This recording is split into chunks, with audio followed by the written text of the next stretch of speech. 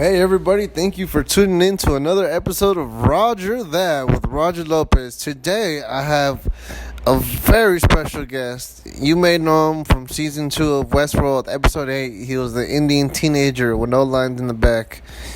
You may know him from NCIS Los Angeles 200th episode. Yes, the 200th episode where he played the immigrant. Or you may know him from his many spots around town as a comedian. My special guest for today is yours truly, myself. Hey everybody, welcome to Roger That, where the host is always, if not most of the time, his own guest. Roger, how was your week today? Oh man, the week just started and it has been the nitty gritty. I hope everybody had a great weekend over this last weekend. I've been actually bunkering down over here in Northridge, if you're wondering what I've been up to. I've been just kicking it in my apartment in Northridge, if not just staying locally in Northridge so I don't have to waste too much money and or time heading into downtown LA or West Hollywood. I definitely might go to the comedy store tonight because the homie Victor Martinez is having his roast battle today against Kristen Stallman. So if you got nothing going on, don't hesitate to shoot over to the roast battle. That'd be sweet. I'll probably be there around 10:30. This podcast will be out in the next hour after I finish speaking into my microphone. Roast battle's the shit, man. That's actually how I started going to the comedy store. Well, actually, let me be honest. The first time I went to the comedy store was 5 years ago. I was only 20 years old. Yeah, I was only 20, early 20. And They had one of these $5 shows in the belly room, and it was Jeff Ross headlining, Tony Hinchcliffe on the bill. I remember I saw Jerron Horton back then. He's a paid regular now. I remember I saw Jared Levin back then. He's a badass motherfucker. He was a badass motherfucker then. He's a badass motherfucker now. I saw that one chick, Sarah Masajabi, and she bombed, but that's beside the point. So that was a great fucking night of comedy that I went with my friend Chewy. We both had fake IDs. That was the first time I had ever been inside the comedy store. Went to the belly room, which was awesome as hell. And then from there, I started going to the Tuesday night roast battles. The first one I went to is very fortunate for me because that's the first day that I got to see George Perez in real life. I'm not sure if at that point I had known about him through the Church of What's Happening Now, Joe Diaz podcast or not, or maybe a few months after that I found out he was on the Church of What's Happening Now. But George Perez, he battled Sidney Castillo 5 years ago in the belly room for a roast battle. This was back in the days when comedians that were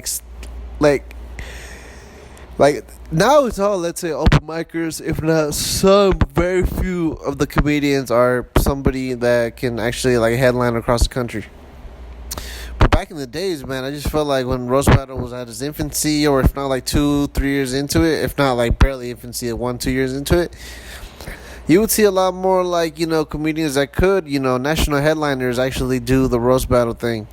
And that was cool, man. Roast battle has always been there for me to laugh, because I've been going for 5 years now. I've been going to roast battle for 5 fucking years now. I've seen it go from basically its start to its peak to now. It's it's peaking right now because of the Alec Baldwin roast. A lot of the roast battle veterans have gotten their jokes on that roast, so it's at its peak. Everything has peaks and valleys, of course. Right now, roast battle's crack-a-lacking, especially because they have the host of Garage Mike, Victor Martinez Jr., roast battling Kristen Stallman tonight. So that's going to be a fun-ass roast battle. I've already heard last time Victor was at the crib, he ran a couple jokes by me at the goons. And honestly, he has at least 3 bangers. He has 3 bangers. I'm not going to say what the joke is, but because I forgot. But nonetheless, this motherfucker has bangers ready. I wonder why I never roast battle, man.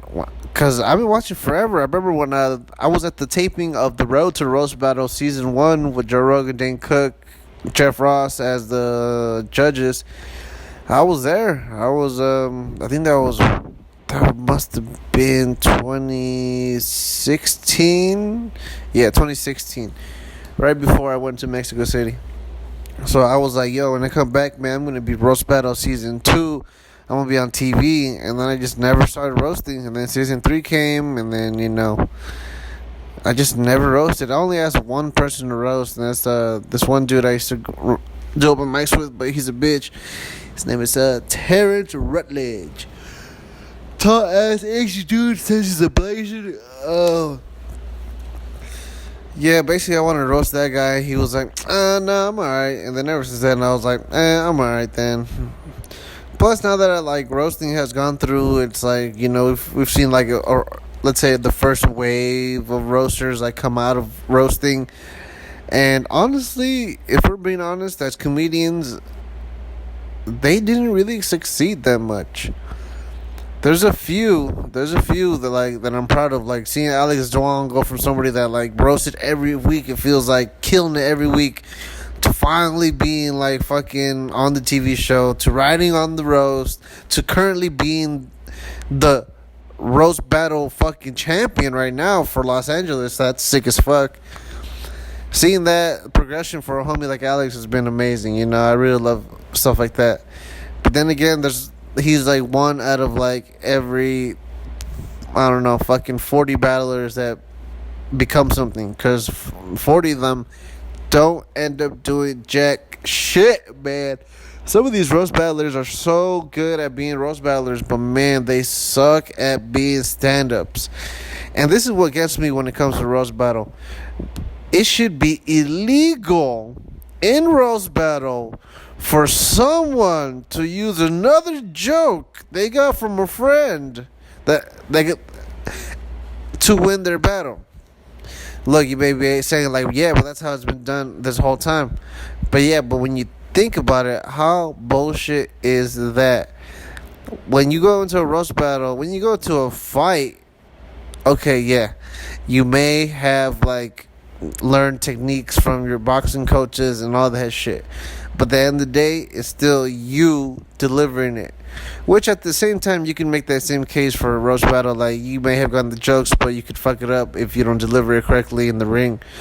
But my point is that not only did they give you the jokes, they literally gave you their right arm, reattached it to your arm, so you could be able to knock somebody out, when in reality, your arm is on half that strength. That's the more perfect analogy. Because in boxing, the dude trains by himself. He's the one that does the training. He's working it out in the gym. He might get advice, but he's not they're not actually giving him the strength to do it. Or when you give somebody the strength to do a joke, once you give it to them verbatim, and it kills. Once you give somebody a banger roast battle joke, you basically gave up your fucking right arm for that battle, so that fool can fucking use it and knock this fool out. That's essentially what roast battle is nowadays, and I really don't like that. There's only a few comedians that I know that actually write their own roast battle jokes, and that's two of my homies for sure: Cesar Lizardo, Victor Martinez, Albert Escobedo. The three homies that do roast battle, they actually write their jokes and then they run it by us, which is the way you should honestly do it. Hey, I'm not saying you can't fucking get help from your friends. No, if you write your jokes, you should be able to talk to your homies, get some feedback, see if the jokes are going to be home runs or barely out of the park. Not hey man, we're 12 of us got together, here's 3 of the best fucking fires jokes. Damn bro, you're basically got a whole staff writing team just for a fucking roast battle. So then when you think about it, it's then it wasn't even you really who's gonna win, even if you win. Because if you win, you win. But in the end of the day, did you really write those jokes that you can take those skills to the next battle? No, now you're depending on your homies to write more of your jokes. Hopefully you got some of their structure, the way they wrote, by copying their structure in your head. But if not, you're basically fucked, man. And that's the thing about roast battle, man. All these roasters that are really good nowadays, majority of them have whole fucking writing teams that write their jokes, man. Like I'm not gonna say too much more, but there's it happens even in the roast battle TV show where like a bunch of the people on there will have writers for them. It's like, at what point are we gonna have these comedians, these roast battlers, take responsibility for their either great fucking joke or shitty fucking joke? If a motherfucker smacks that shit, slams it, kills it, we're like, damn, intelligent, funny, smart, right? But that wasn't his joke, so should we really be giving him all that credit and shit like that? Same thing goes with me for like music and shit. When a rap star has somebody like ghostwriters, I'm like, man, are you even a fucking musician, or are you just the fucking puppet that like they're putting like paper into the copy machine, shit like that, you know?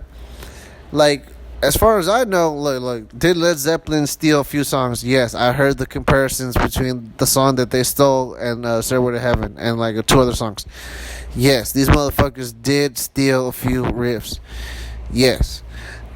But for the majority, they wrote their own shit. And to me, it's feeling like the majority of these roast battlers are not writing their own shit. The majority of these like rappers like Drake are now writing their own shit. Like, I commend them for their people finding them great writers that fit their voice. I commend them for that.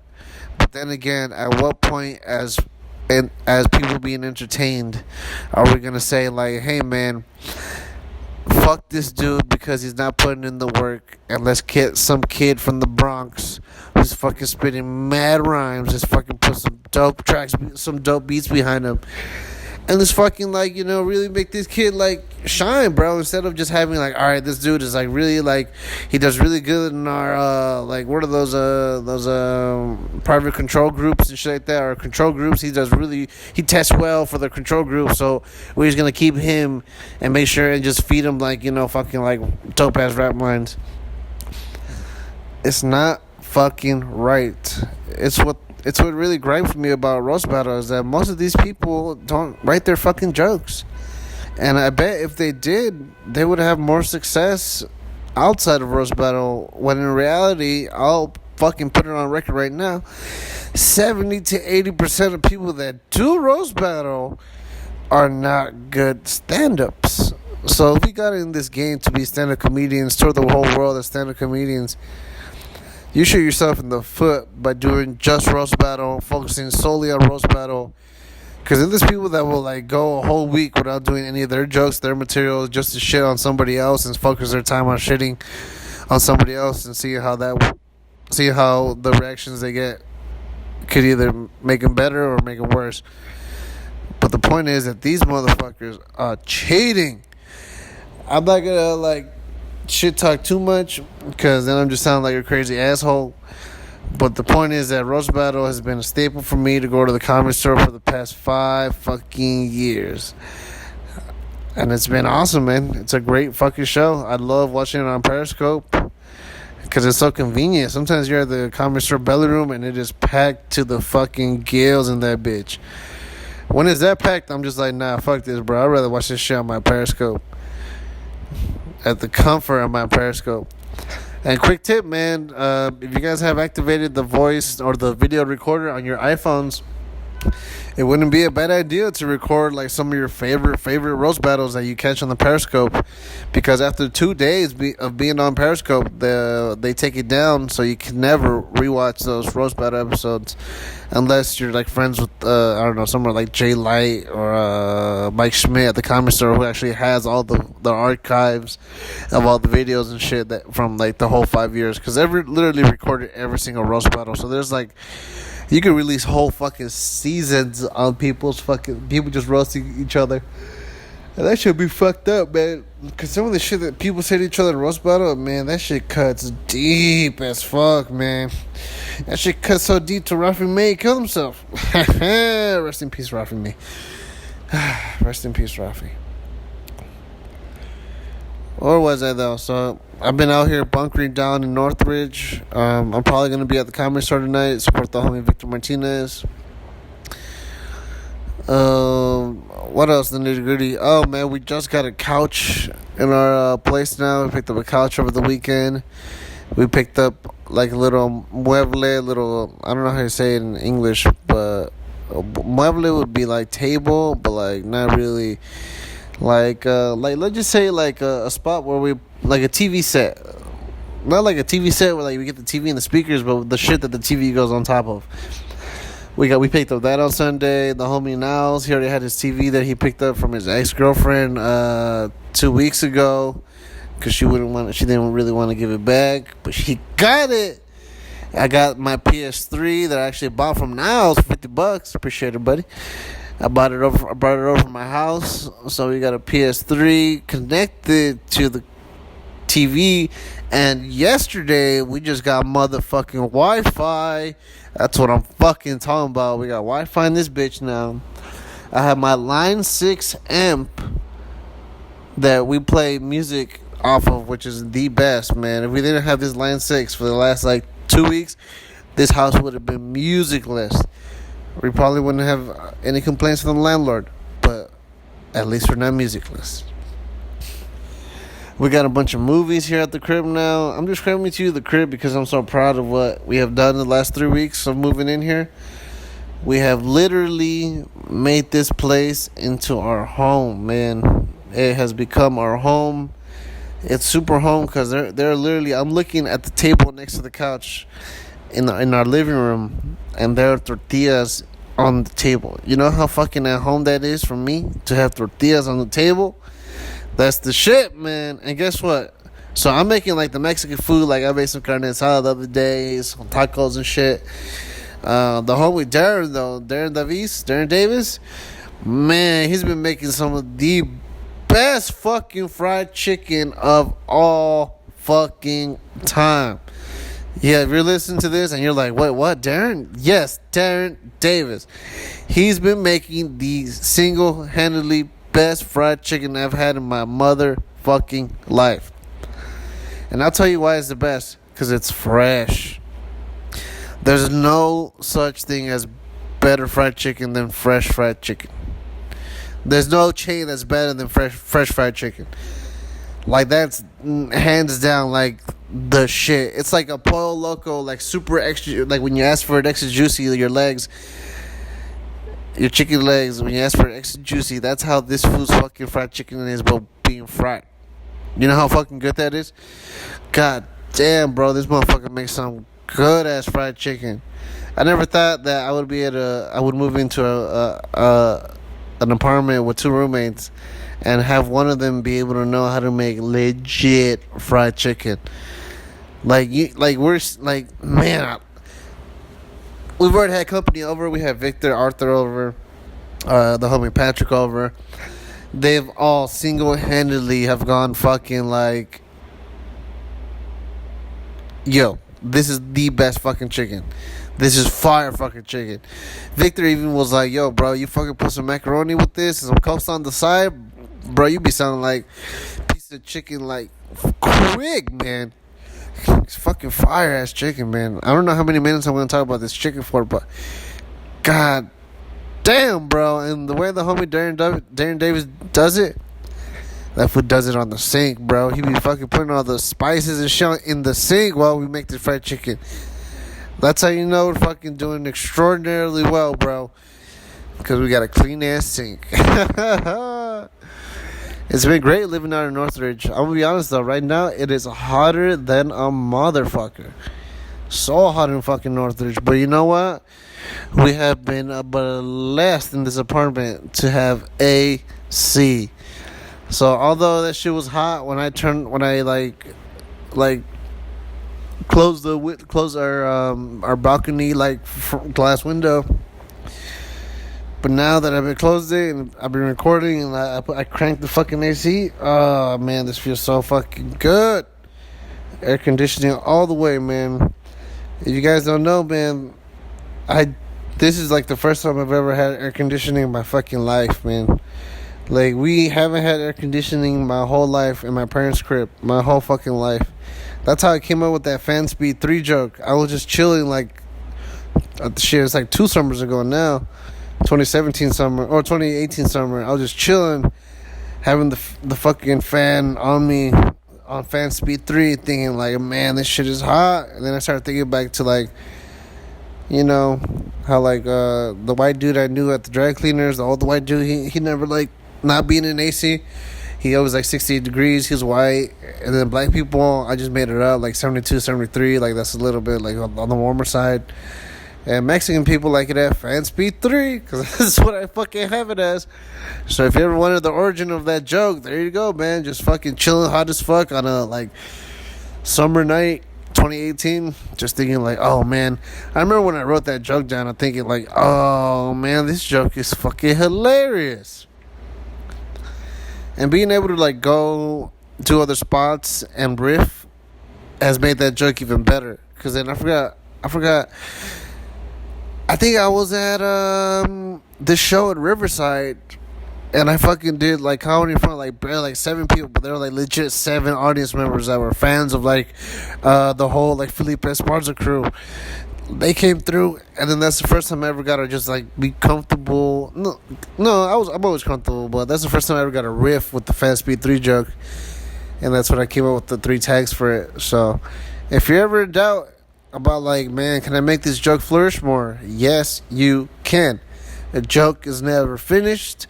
All you need to do is go out there with some balls, some tenacity, and some creativity, and you'll start seeing these tags come out of fucking nowhere. They'll be like, bam, bam, bam. And then you'll be like, damn, man, what am I, Richard Pryor? Yes. And no, nobody's Richard Pryor, but you yourself, motherfucker. And you being yourself, you could do it all, man. You could do it all. I don't know when this became a self-motivation podcast, but sí se puede, everybody. Sí se motherfucking puede. On other news, let's just talk some conspiracies real quick. So, I haven't done chemtrail watch on Instagram in a while. I'm gonna be honest, I haven't seen that many chemtrails in the sky in the valley like I did last year. Enough for me to like warrant like chemtrail watch. Nor have I been looking up at the sky that much either. Well, I have, to enjoy the niceness of like being out of like the beauty of the sky, but I have not been like, yo, where are the chemtrails at? I'm looking outside my balcony right now, and I do not see any chemtrails, but who knows? New recording only because I fucked up and I meant to pause the last one. So, where was I, man? Let me be honest right now. How many people listening to this have ever tried Red Rooster in their life? I know a few of you were like, damn, Roger, you never had Red Rooster in your life before? Hell no. But after I had it 3 weeks ago, my first time, I've been putting this shit on everything, bro. Red Rooster is like the equivalent of my people's Tapatio. And let me tell you something about Tapatio now. This might blow some of your guys' mind. So Tapatio, the red hot sauce, the one with the fucking dude with the sombrero on it, that hot sauce, Tapatio, is not a Mexican hot sauce. I know, living in the United States, you would think like, oh wow, this is all you see all the Mexicans with this. This is for sure Mexican staple. It is not. It is a hot sauce that has been pressed on my peoples because of the senor on the bottle with the fucking sombrero. Because in reality, when you go to Mexico and you ask them like, hey, can I get some Tapatio? They'll literally look at you like you're fucking crazy. Literally, you might be like, nah, no way. What kind of sauce did they use out there then? Valentina sauce. If you ever see the fucking sauce and it has like the whole state of Mexico on it, that's the sauce they fucking use. If you say like, yo, can I get some Tapatio? Literally, they will look at you in weirdness because for one, Tapatio isn't even a Spanish word. Yeah. Whatever fucking English dude out here, he literally just made up a fucking random ass phrase. And he was like, I'm gonna put this shit on the bottle. But literally, go to fucking Mexico and ask these people, like, can I get some Tapatio sauce? They look at you like, what the fuck did you just say? What did you just ask for? Like, they're dumbfounded. Like, they don't understand what the fuck Tapatio sauce is. And I completely understand. Because they don't even fucking really sell it out in Mexico. Like, it's not a commodity how it is out here where you'll find it at every single fucking grocery store. Nah. You'll find it maybe at a Walmart in Mexico, but even that I highly doubt. There's a lot of stuff in like from America that we think are associated with Mexican culture, but in reality, it's not. Like nobody's fucking eating burritos in Mexico. Like there's not one fucking burrito stand that I have come across in Mexico City, the biggest fucking city in Mexico. There's no such thing as burritos, but you know what there is? The Mexican city people, they sure do love their hamburgers a la plancha, which basically means grilled hamburgers. Like for whatever reason, that is a commodity. I think as a Mexican people, we just like saying the word hamburger in Spanish. Hamburguesa. Hamburguesa. It sounds like a whole bunch of shit, man. If anything, it doesn't even sound Spanish to me. Hamburguesa. Me das una hamburguesa well, it would always be a fucking meat unless you wanted a chicken one. Then you'd be like de pollo. Yo, how many of you guys have tried that Popeye's chicken sandwich? I'm gonna be honest, that Popeye's chicken sandwich was fire as fuck. But I'm gonna be honest, twice now. Man, this new batch of chicken that Popeyes is getting, I swear to God, Chick-fil-A is gonna fuck with their shipment. I don't know for a fact, but I know whoever the fuck owns Chick-fil-A is like, man, fuck these Popeyes motherfuckers coming into our chicken sandwich game. That they're gonna do something to the chickens so that the Popeyes chickens that they're getting right now are not gonna be like suitable enough to like have like really fire ass chicken come out of them. So it's gonna devalue the whole Popeyes chicken sandwich thing. So if you haven't had a Popeyes chicken sandwich already, I'm gonna be honest, I don't think it's gonna taste as good as the whole first batch they had, because that first batch they had, like, I'm sure they broke many laws because those chickens were huge as fuck, man. Each of those chickens had a breast that was like the size of like a whole human's head, like fucking huge. Like those chickens that they must have killed to get those breasts from the Popeyes chicken sandwiches, those must have been like the chicken size of that Family Guy chicken that always like fights with Peter. It must have been. All I'm saying is that these chickens must have been fucking humongous if the chicken breast was that fucking big on my Popeyes chicken sandwich. Like huge fucking chickens, like illegally huge fucking chickens. It's like if like Popeyes was like, all right, we need some of the best chickens ever. Like pull out like, oh yeah, we're using these steroids on them now. Nah, pull out that D-ball. Pull out that shit that Russian dude was taking when he was fighting Rocky. That's the shit they're pumping these chickens with. That Rocky fucking 2 Russian steroid shit, man. If he dies, he dies. If the chicken dies, at least it's big as fuck and we can eat it. Those Popeyes chicken sandwiches are fucking huge, man. And I really, really believe, I hope I'm wrong, but I really believe this next shipment of chicken is not going to be as good, man. I don't know why. I just really feel like the first time was the nitty gritty. And these second times, and they said that they're going to keep it on the menu permanently. And that's awesome as fuck, because when they ran out, man, it was a little tragedy for me and my crew, because not all of us had tried the Popeyes chicken sandwich. So I was like hyping it up. And then we go to one Popeyes, they're fucking have that notice, no chicken sandwiches. We go to another Popeyes, no chicken sandwiches. I called 3 other Popeyes, so we don't waste time. They didn't even fucking pick up. That's how fucking bad that whole thing was. So Popeyes, I appreciate you guys for being the shit. You guys made the best chicken sandwich I've had in my motherfucking life. I doubt it'll be that good ever again. But if it is, you have my money 100 billion%. As I'm sure, as like a lot of you guys listening also will support the new Popeyes chicken venture. To wrap this up, what else do I have to say, man? Do I have any shows coming up? I don't. Damn. Do not have any shows coming up, but I will get some. So stay tuned on my Instagram page. Follow me at Roger Lopez Comedy on all social medias, really. On Twitter, it's at Roger Lopez Comic. If you haven't already, I was on the What's Up Fool with Felipe Esparza. I was on his podcast 2 times last month. I was also on George Perez, the Church of What's Happening Now, last month.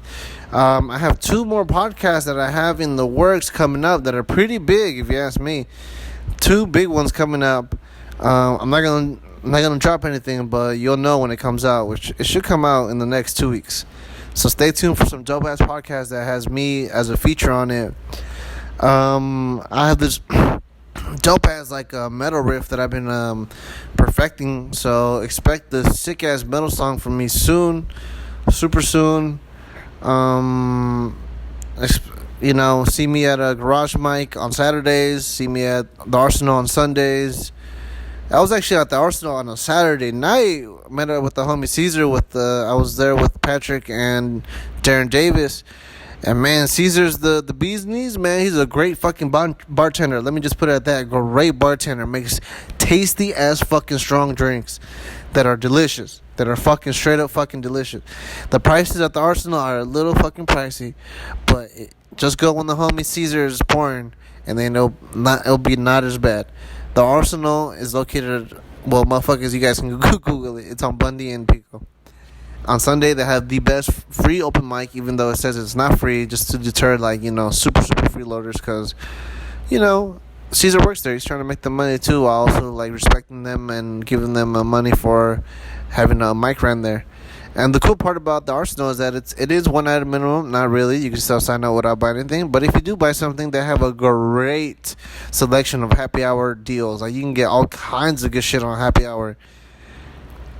With that being said, follow my brothers at Channel 310 TV. The homie Arthur Hamilton has just dropped his special, which I was there for. And I actually was a fucking cinematographer, a videographer for that. I recorded some of the video.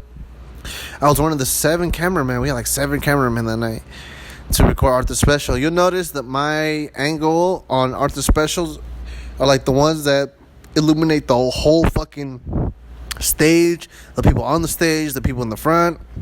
It is the most backish shot in the whole special, so it really captures the whole room's atmosphere, vibe, energy. Watch Arthur's special, my homie comedian Arthur's special, Arthur Hamilton's debut comedy special, Shut Your Ass Up, on YouTube, on Channel 310's YouTube page. It's already got 500 views in less than a week, so please watch it if you haven't. Like it, subscribe to Channel 310. Hey, fuck it, subscribe to my shit too. I have some of my sets on my Roger Lopez YouTube page where I drop my podcast on. But please support the homie Arthur. Watch his special. Let's get his special up to 1,000 views in 2 weeks. I know we can do that. I know we can make his special really blow up. He deserves it. The special is fucking hilarious. I've already watched it 3 times. Once with Arthur and Eric at Eric's crib, once over here last week at my crib, and then 2 days after he dropped it, I was in my room just listening to the whole thing. Hilarious special. It was awesome to be in the room for. Arthur is one of the best comedians that I know in the world, and it's a fucking privilege to be able to call him my friend, colleague, and Goon Squad member. I love all my Goon Squad members. I love all the Goon Squad affiliate members, the honorary members. You know who you are.